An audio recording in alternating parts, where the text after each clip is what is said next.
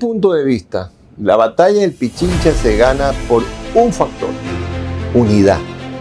La unidad fue clave desde el mismo momento en que Guayaquil se independiza hasta el momento en que comienza a formar, con hombres que no eran de estas latitudes sino de otros lugares, comienza a formar un ejército que es el que va a luchar para poder independizar en las batallas de Camino Real, Tanizá, Huahuachi, Cone, ir independizando territorios y lograr llegar hasta Pichincha. Es unidad. Unidad es el término y el concepto. Se unen en principio peruanos y guayaquileños para poder hacer el primer gran ejército, la División Protectora de Quito. Y a posteriori se van a sumar argentinos, chilenos y peruanos, más colombianos, venezolanos e incluso ingleses e irlandeses que van a venir desde el norte. ¿Y los quiteños?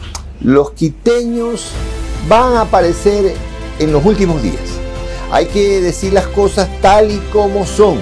En los últimos días, cuando ya llega el 14 de mayo, 15 de mayo, entra a Quito y entra por Chillogallo, Sucre con sus huestes, se le van a unir quiteños, se le van a unir.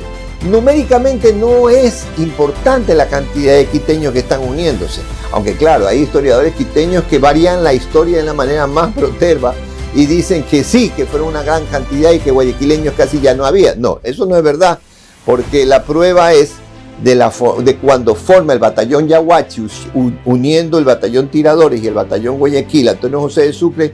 En ese momento, solo de Guayaquil, están subiendo hacia Cuenca, están subiendo más de 1.200 hombres. Entonces, es en el momento en que ya está en Quito las fuerzas libertadoras de Sucre en el que comienzan a sumársele quiteños. No soldados, son quiteños que se le están... quiteños del pueblo que se forman para poder obtener su independencia. Estratégicamente, ¿qué hizo el cerebro llamado Antonio José de Sucre para vencer a Gaspar Eymerich? ¿Qué hizo para vencer? Bueno, hay cosas en las que parece increíble, pero funcionaron maravillosamente. Él se une con dos guerrilleros. Hay guerrilleros en esa época. Los dos guerrilleros son guerrilleros, el uno es de origen italiano, el otro es de origen venezolano, que el uno es el coronel Cestaris y el otro es el coronel César Pontón. Estos dos hombres son los que engañan al ejército de Eymerich, que era liderado por el coronel Tolrá, al momento que él va a entrar a la UCI, porque lo tenía ya, estaba listo para caer en una trampa que le había puesto Tolrá, y si caía en la trampa, se hubiera de verdad desmembrado en buena parte el ejército libertador. Pero tanto Pontón como Cestaris logran desviar la atención del ejército realista, hacen sentir de que el ejército realista va a pasar fuera de la UCI, lo persigue Tolrá, Sucre hace que se meta en la UCI el coronel Ibarra y lo coge por la vanguardia y lo desbarata a Tolrá. Tolrá huye vía Riobamba y esto de aquí ya los tiene golpeados, muy golpeados. Yo creo que el golpe maestro va a ser en el momento en que disminuye totalmente el ánimo del ejército realista cuando los vence en la batalla de Tapia en Riobamba. Porque eso para el ejército realista fue letal. Cuando ellos suben a Quito, lo que queda del ejército realista, y suben a pasar a ser parte de lo que ya tiene armado a Eymerich en Quito, está bien disminuido el ejército realista. Está tan disminuido que se pasa desde el día 18 de mayo pasa huyendo hasta que logra coger la altura de más o menos 4.000 metros del Pichincha. Lo que no sabe es que Sucre le ha mandado por detrás al batallón Albión y al batallón Paya para que lo cojan por la retaguardia mientras él está atacándolo con el Yaguachi y con el Trujillo desde abajo. ¿Qué otros héroes, aparte de Sucre, el mariscal de Ayacucho y el hombre que desniveló la batalla de Pichincha, recordamos? ¿Qué nombre? Yo pienso que se ha hablado muy poco de esos coroneles, más allá de soldados que son importantes, como por ejemplo Abdón Calderón, que tenía el cargo de teniente. Yo creo que es importante recordar a los coroneles que estuvieron al mando de todos estos batallones. Estamos primero, alguien que no se lo nombra casi nunca, los guerrilleros, Sestari y César Pontón. Esto es clave para el triunfo de la batalla del Pichincha. Estos son los que logran hacer que a la UCI sea tomada cuando la trampa estaba puesta. Otros importantísimos es el general Illingworth, otro importantísimo es el general Córdoba, que son los dos generales que Bolívar manda con 350 hombres y 450 hombres respectivamente. Y uno que nadie habla, que es el coronel Andrés de Santa Cruz, que es el hombre clave que manda San Martín para poder reforzar de una manera verdaderamente efectiva el ejército que ya va subiendo por Cuenca del ejército libertador que va llevando Sucre. ¿Cuáles fueron las consecuencias para el ejército español o realista, como se llama, de que finalmente cómo lo desbarató el ejército patriota ecuatoriano? Bueno, las consecuencias directas del fracaso del ejército realista es que ellos tienen que replegarse hacia el Perú. Casi todos viajan, los que se salvan, hacia el Perú. Hay un punto en donde todos se reúnen. Es un punto que es clave y por eso se preocupa enormemente el general San Martín. Y por esa razón es que se da la entrevista de Bolívar y San Martín en Guayaquil. ¿Por qué razón? Porque ese conjunto de soldados realistas que se estaban reuniendo al norte del Perú cada vez era más numeroso. Cuando viene San Martín a hablar con Bolívar, ya hay 17.000 hombres. Sí, imaginarse el volumen de soldados que era eso, si solamente en Pichincha pelean un ejército de más de 3.000 soldados patriotas, calcular un ejército de 17.000 hombres es una locura. Entonces, por eso es que San Martín le dice, si es que usted, libertador, no toma en serio este peligro terrible que hay, ese ejército realista podrá retomar todo lo que yo y usted hemos independizado. Y luego que independiza a Ecuador en la batalla de Pichincha, ¿cuál fue el siguiente golpe independentista? Bueno, aquí vale la pena destacar que sin el 9 de octubre esa batalla no hubiera podido darse, y sin el 9 de octubre y sin el 24 de mayo tampoco hubiera sido posible en la independencia del Perú. ¿Por qué? Gracias a que se independiza Guayaquil y a que se logra la independencia de la Audiencia de Quito, se logra que se forme un ejército importantísimo apoyado por Guayaquil, tanto con hombres como con alimentos, como con indumentaria, para poder enfrentarse justamente al ejército realista. Las batallas de Junín y Ayacucho en el año 1824 son la última consecuencia, justamente la consecuencia final de la batalla del Pichincha. Eso es el broche de oro con el que se sella la libertad de América, gracias a Guayaquil y gracias a los recursos que la ciudad de Guayaquil y toda la región de enclave de la ciudad le entregó finalmente a Bolívar para liberar el Perú. ¿Quiénes eran los grandes empresarios guayaquileños o ecuatorianos que financiaron, colaboraron con la logística, colaboraron con armamento para potenciar este ejército libertador del 24 de mayo? Hay dos que creo que con ese ejemplo tenemos prácticamente resuelta la respuesta. El uno es Manuel Antonio de Luzárraga y Rico, y el otro es don Martín de Icaza y Caparroso. Solamente como para hacer un ejemplo, don Martín de Icaza y Caparroso, cuando se cogieron aportes económicos en Guayaquil para poder armar al ejército que pelearía en Junín y Ayacucho, a las personas de recursos se les asignó un aporte de 500 pesos. Dice la historia que don Martín de Icaza y Caparroso llegó donde el gobernador de Guayaquil y le dijo: tenga, señor gobernador, traigo 10,000 pesos porque no he podido hoy conseguir más, pero mañana le traigo más. Ese era Martín de Icaza y Caparroso. Con eso nos hacemos una idea del tipo de filántropo y de apoyo que Guayaquil dio con sus empresarios a la libertad del Perú. ¿Tiene algún descendiente en quinta o sexta generación Martín de Icaza? Claro, por supuesto. Ahí están los Cucalón de Icaza. Ah, ya. Sí, los mellizos.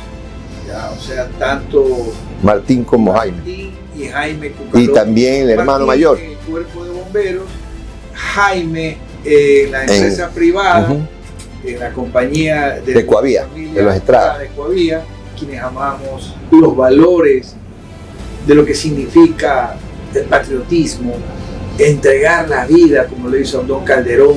¿Qué otro detalle que no hemos topado es importante transmitírselo a estas nuevas generaciones que están escuchando esta entrevista? Yo creo que hay algo que es muy, pero muy interesante. Pero para poder entender el valor de lo que voy a contar, hay que recordar algo que es vital. Guayaquil solo tenía para esta época 15.000 habitantes, nada más. 15.000 habitantes.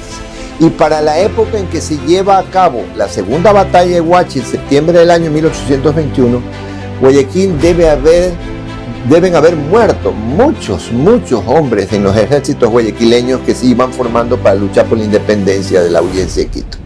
Sin embargo, de lo cual, en septiembre del año 1821, cuando en Guayaquil se sabe del desenlace fatal de la batalla de Huachi, en donde perdió por confiado Antonio José de Sucre la batalla, en vez de que los guayaquileños se deprimieran y dijeran todo está perdido, porque ya había muerto mucha gente, muchos guayaquileños habían muerto en esta lucha permanente por la independencia de la Audiencia, en vez de que esto pase, cuenta Camilo Estruje en su libro La Revolución de Octubre, que en solo una hora se reclutaron en los bajos de la Casa del Cabildo, que es donde hoy está el Palacio Municipal, 700 hombres, 700 hombres, de una ciudad que deben haber muerto para esa época, ya deben haber habido por lo menos 2.000 muertos, 700 hombres. Guayaquil se estaba quedando sin hombres, y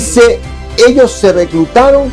Al otro día llegaron del Morro 250 hombres, y en términos generales, en 2 días, cuando Sucre llega a Guayaquil, Guayaquil ya le tiene listo un ejército de 1.200 hombres para subir al Pichincha.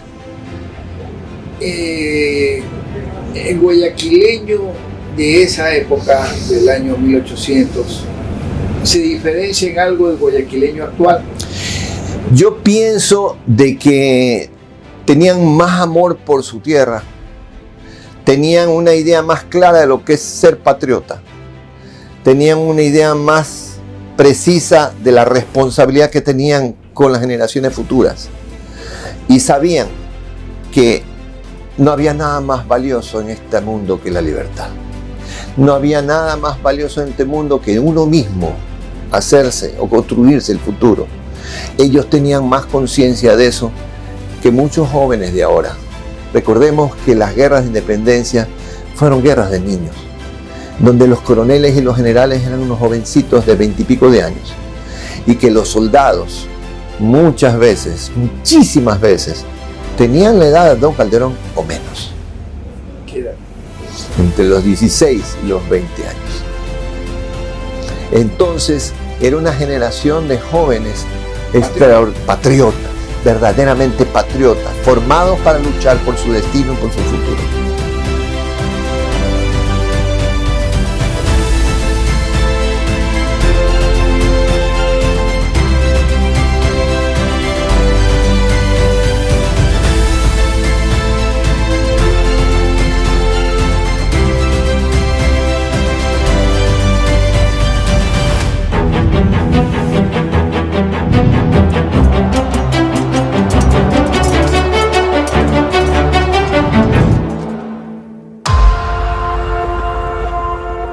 Este es el Museo Templo de la Patria, fue construido para 1974 y se inaugura en el 82. Aparte de estar ubicado aquí a los 3.200 metros, es un mirador natural de la ciudad de Quito. Recoge todo lo que fue la batalla de Pichincha. Este templo es el más importante del Ecuador. Aquí se recuerda cómo hace 200 años, a partir del 25 de mayo, fuimos un Ecuador libre. ejército de Bolívar y de Sucre, que venían liberando ya varias naciones, estaba organizado por divisiones. En la división Gran Colombiana estaba gente de Colombia, de Venezuela y un reducido número de soldados ingleses. En la división del sur estaba Perú, Chile, Argentina, Uruguay, Paraguay, Bolivia. Cuando llegan acá se incorpora la división protectora de Quito, que estaba conformado por gente de Quito, Guayaquil y Cuenca. Esos batallones están representados aquí con sus comandantes y quienes pertenecían a cada uno de estos batallones. Y obviamente nuestro héroe niño, Abdón Calderón. Era conocido como el héroe niño porque formó parte de las filas militares cuando tenía 17 años de edad. Hay una leyenda que nos contaban, creo, a todos en la escuela, ¿no? Que nos decían que Abdón Calderón había recibido el impacto de 4 cañones, había tomado la bandera con la boca y pese a eso seguía motivando a su ejército. Bueno, esto es un tanto fantasioso, sin embargo no está tan lejos de la realidad. El mariscal Sucre, en su parte de guerra a Bolívar, dice: quiero hacer mención a la participación del teniente Abdón Calderón, que pese a que recibió más de 4 impactos, continuó en el combate. Es muy importante que la gente, los niños más que todo, visiten este museo para que puedan tomar conciencia, una conciencia histórica, una conciencia cívica, porque no se puede amar lo que no se conoce. Bicentenario de la Batalla del Pichincha, 1822-2022. Nosotros los ecuatorianos, habiéndonos convocado patrióticamente y constituidos al amparo de la herencia del espíritu libertador del general Simón Bolívar, de nuestros patriotas comandados por el mariscal Antonio José de Sucre y por las tropas enviadas por el general José de San Martín, nos comprometemos en fortalecer el espíritu de unión de la República del Ecuador. Estamos en el mismo lugar, aquí en el hemiciclo de la Rotonda de la ciudad de Guayaquil, en donde nuestro libertador Bolívar y San Martín se dieron la mano. Aquí se formó la División Protectora de Quito, con gente de la costa, con gente guayaquileña, y avanzaron hacia nuestras serranías con el objeto de poder apoyar a la ciudad de Quito y dar la libertad definitiva a nuestro país, el Ecuador. Para mí es un honor el estar en estos momentos aquí, poder salir desde Guayaquil, cabalgar por los sectores históricos donde se desarrollaron las batallas que llegaron a la ciudad de Quito, a la batalla de Pichincha.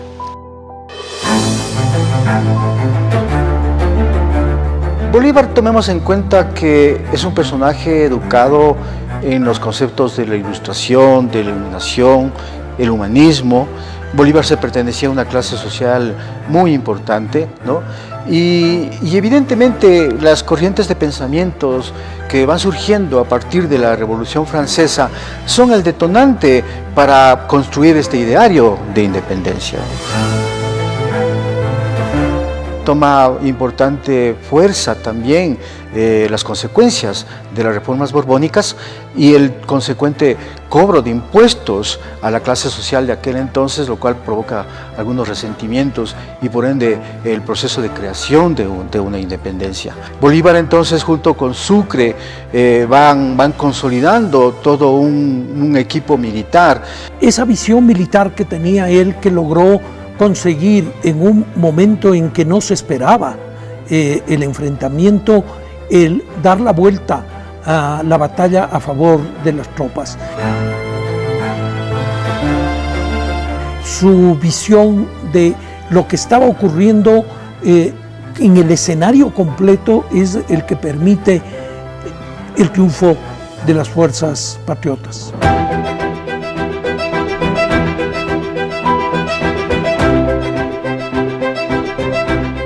Bueno, para todo país su independencia es el inicio de una nueva vida para todo un pueblo, de una nueva vida política para cada país. Eso nos ha pasado a todos los países latinoamericanos y para nosotros el estar el día de hoy aquí acompañando a Ecuador y a su armada en los 200 años de su independencia siempre va a ser un privilegio. Y no solo son los 200 años de la independencia, sino también son los 200 años de la creación de su escuela naval, una de las escuelas navales más antiguas de América Latina.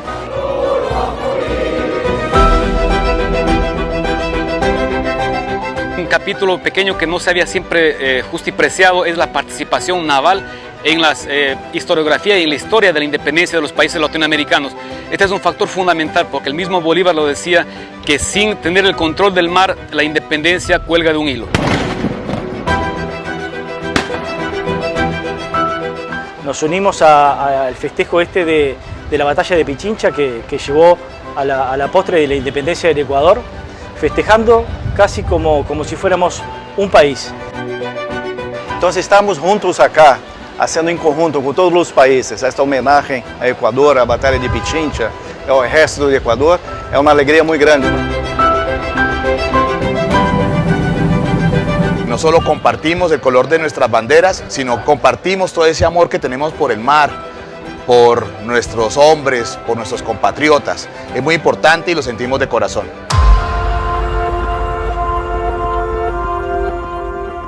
La historia no es para repetir lo que hicieron bien nuestros antepasados, sino para ver qué deberíamos hacer ahora nosotros para seguir luchando por esos ideales de igualdad, de libertad, de patria, que van languideciendo más bien en estas épocas.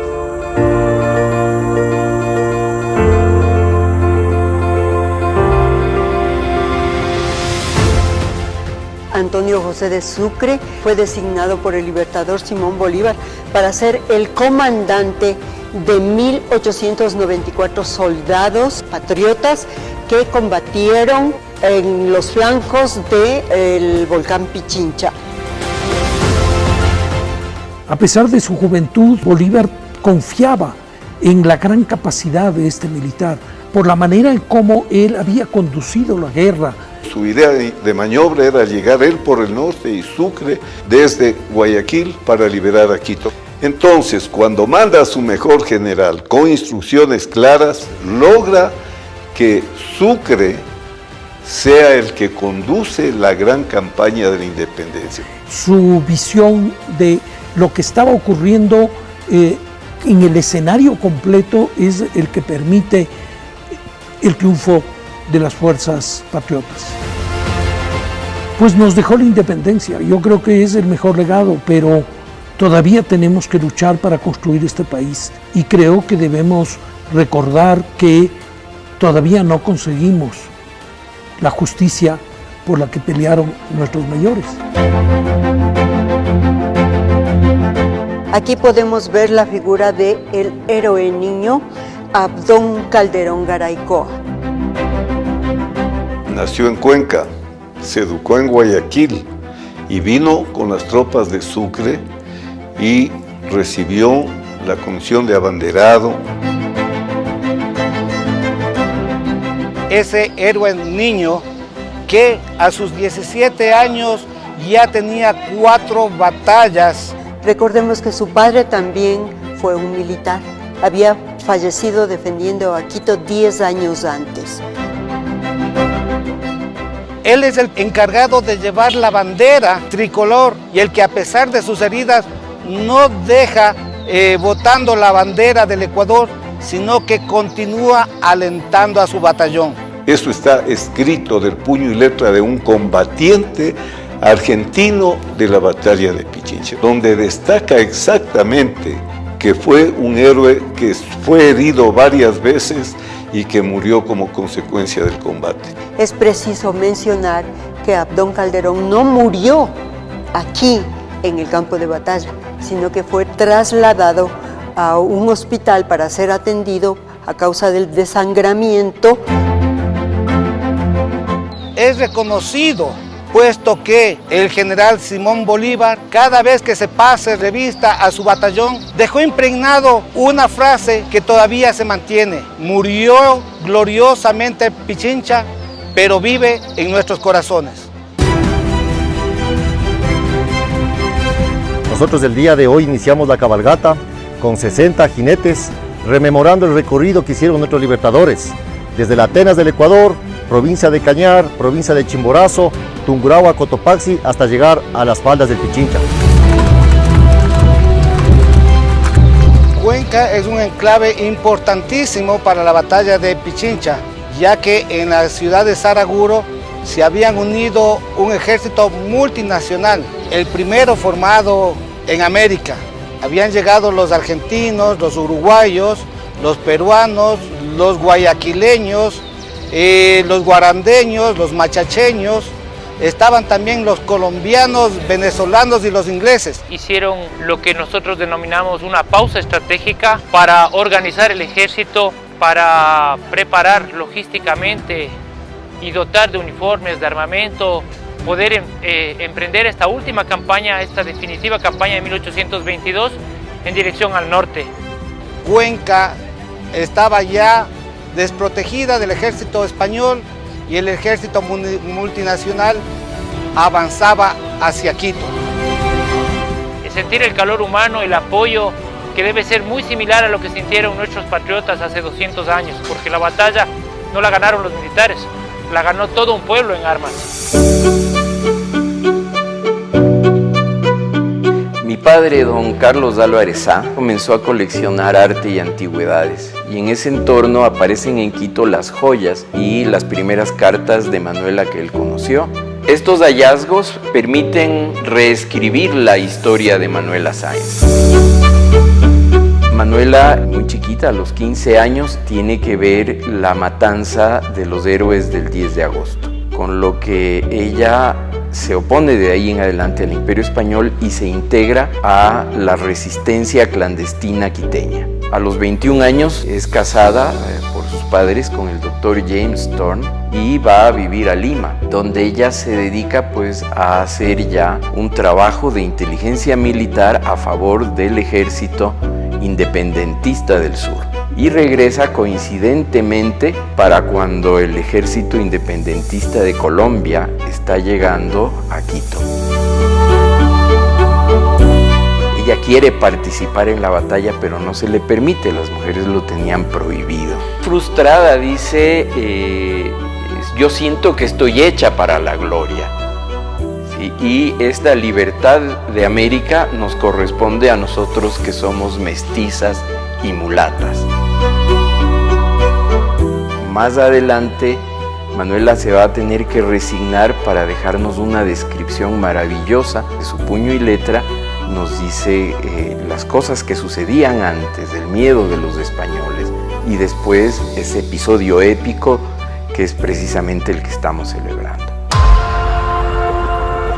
Si algo destaca en la historia ecuatoriana y en la historia quiteña, son las mujeres. Hay que traer a nuestra memoria a todas las mujeres llenas de ideales patrióticos de esa época, como Manuela Cañizares, Manuela Sáenz, Manuela Espejo, Manuela Garaycoa, que 200 años después aún tenemos su legado.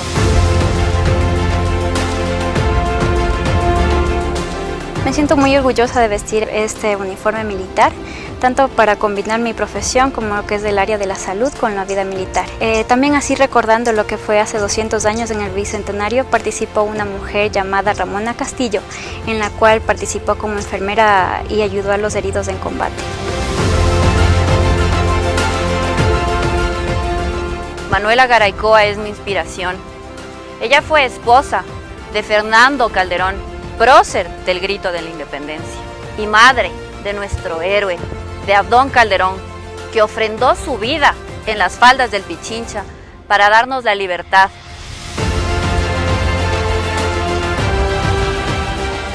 Entonces las mujeres han jugado un papel excepcional en la historia del Ecuador, en la historia de la independencia, y eso es algo que debe ser reconocido.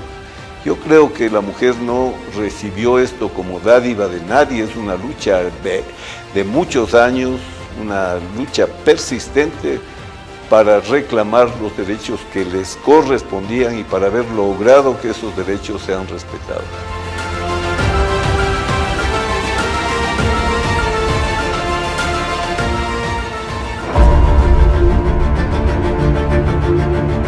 Para la ciudad de Riobamba y para los riobambeños fue de vital importancia todo este proceso que tuvo que ver con la independencia. Nosotros solemos decir con mucho orgullo riobambeño, si no hubiese sido el 21 de abril de 1822, la batalla que se desarrolló en la Loma de Quito, no hubiese habido un 24 de mayo, porque aquí inicia la independencia. Purín es considerado como uno de los puntos estratégicos más importantes debido a que es una parroquia que se encuentra muy cercana a la ciudad de Riobamba, en donde planifica todas las estrategias de guerra para ingresar al día siguiente a la ciudad y tomar la Loma de Quito, en donde se desarrolla este combate. Riobamba fue de suma importancia para nuestra gesta libertaria, porque aquí en estas tierras riobambeñas se desarrolló el 21 de abril de 1822 la famosa batalla de Riobamba o batalla de Tapi. El mariscal Antonio José de Sucre envió a uno de sus generales en persecución al ejército realista, específicamente al general Lavalle, quien realizó 2 cargas de caballería en ofensiva hacia este ejército realista. Para nosotros este tema del bicentenario lo hemos asumido con un profundo fervor cívico y con un amor patriótico. Toda la ciudadanía se encuentra pendiente, involucrada, tanto las instituciones educativas como las universidades, las escuelas y los colegios, en donde se ha retomado con mucha importancia lo que tiene que ver esta celebración para nosotros.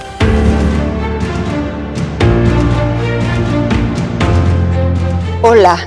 Soy Patricia Villagómez. Soy la encargada del Museo y Templete de los Héroes del Colegio Militar Eloy Alfaro. Aquí vamos a ver algunas muestras de obras pictóricas, uniformes y armas que estuvieron en la batalla del 24 de mayo de 1822. Ahora nos encontramos en la sala de armas del Templete de los Héroes. El arma que más nos llama la atención son estas ametralladoras de tracción animal que son confeccionadas con madera y con acero.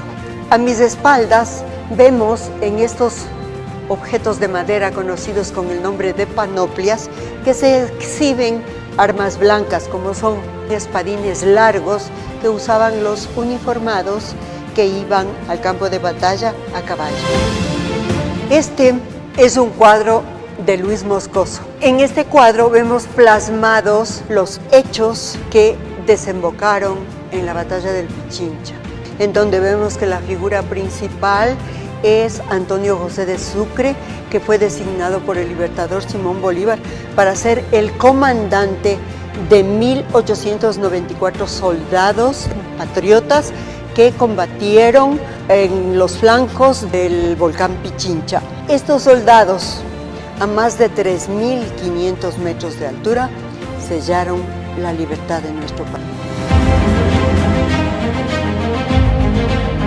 Este lugar de Limpio Pongo constituye un punto estratégico de decisión. Bueno, para la batalla de Pichincha esto es realmente histórico porque en realidad aquí es donde Sucre rearma su estrategia para llegar a la cima de la libertad. Y los chagras básicamente acá es donde reabastecen al ejército patriota en Machachi, en Sangolquí. Es guiado por un indígena de Sangolquí de nombre Lucas Tipán, es guiado por el costado oriental. Entonces de Limpio Pongo toma hacia el oriente. Fue muy importante la presencia del Chagra en la batalla del Pichincha porque fuimos pieza fundamental, porque conocemos el sitio y estamos capacitados para guiar al ejército patriota. Bueno, realmente es un orgullo y un privilegio que la vida me ha dado estar viviendo in situ el recorrido que hicieron hace 200 años y también haciendo historia y reescribiendo la historia.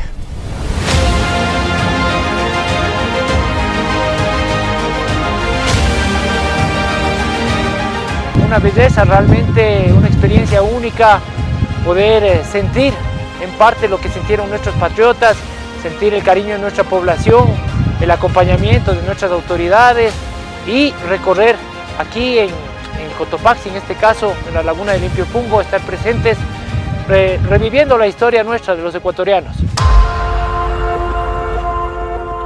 Bueno, esta tarde la cabalgata libertaria arriba al Templo de la Patria y en su trayecto por las ciudades entre Guayaquil, Cuenca y Quito ha tenido una gran acogida por la población porque se han dado cuenta que la libertad de hace 200 años no se consigue de una forma simple. Se necesita el esfuerzo, el trabajo y el apoyo de toda la población. Se recorrieron 21 ciudades en 2 ejes. Uno que inició el 5 de mayo en Guayaquil, el segundo eje inició el 7 de mayo en Cuenca. Los 2 ejes se unieron en Riobamba para el día de hoy estar llegando acá a la cima de la libertad, donde hace 200 años al mando de Sucre el ejército patriota nos dio la libertad. El civismo que han demostrado las poblaciones en estos últimos 15 días le demuestra al pueblo ecuatoriano que seguimos vivos, que seguimos en la historia del Ecuador, que queremos que sea libre y soberano.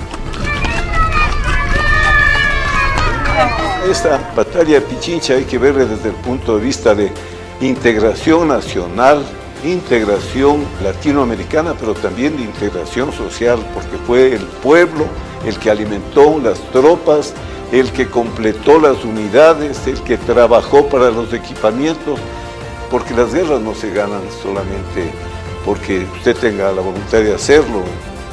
Esa batalla se construyó en el Ecuador.